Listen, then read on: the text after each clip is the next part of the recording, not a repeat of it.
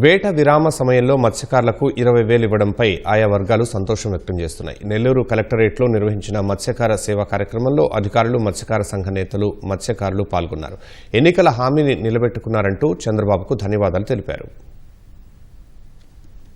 ఇప్పుడు మనకి మా మత్స్యకారులకి సరైన న్యాయం జరిగిందని భావిస్తున్నాం.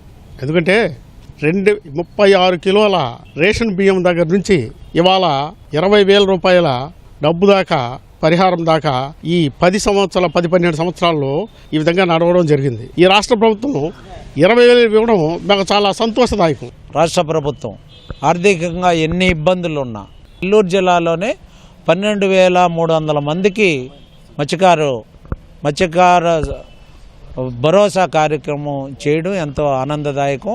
ఈ 2 నెలల నిషేధాన్ని వారు ఎక్కడ జీవనోపాధి కోల్పోతారో వాళ్ళకి ఎలాంటి అండ ఉండదని చెప్పి ఆ రోజు భరోసా ఇవ్వడం, ఈ రోజు 10,000గా ఉన్న ఈ భరోసాని 20,000 చేయడం చాలా సంతోషకరం. గత ప్రభుత్వం మన మత్స్యకారులకి 10,000 ఇచ్చేవాళ్ళు, ఇప్పుడు ఈ ప్రభుత్వం వచ్చిన పట్ల 20,000 వస్తుంది.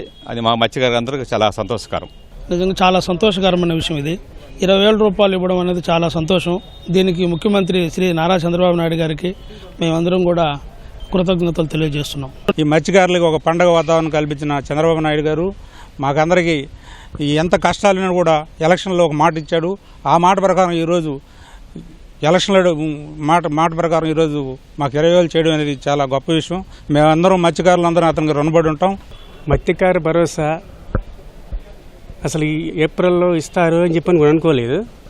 మేలో ఇచ్చి ఆ మత్స్యకార భరోసా చంద్రబాబు నాయుడు ఏ విధంగా ఎలక్షన్ ముందు మేనిఫెస్టోలో 20,000 ఇస్తారని ఎలా చెప్పారో, అలాగే ఏప్రిల్ నెలాఖరు 26వ తారీఖు ఈరోజు ఇవ్వటం అనేది మత్స్యకారులకు అందరికీ మంచి శుభదనం.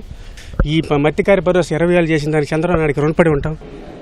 మన ప్రభుత్వం వేట నిషేధక సమయంలో మనకు మత్స్యకార సేవ అనే కార్యక్రమాన్ని టేకప్ చేసేసి ప్రస్తుతం గత సంవత్సరంలో 10,000 రూపాయలు ఉన్న వృత్తిని ఇప్పుడు 20,000కు పెంచేసి జిల్లాలో మొత్తము మనము 12,239 మందికి మత్స్యకారులకు ఈ యొక్క కార్యక్రమాన్ని ఎలిజిబుల్ పర్సన్స్గా నిర్ధారించడం అనేది 24,48,00,000 మన జిల్లాకు అందజేయడం జరుగుతుంది.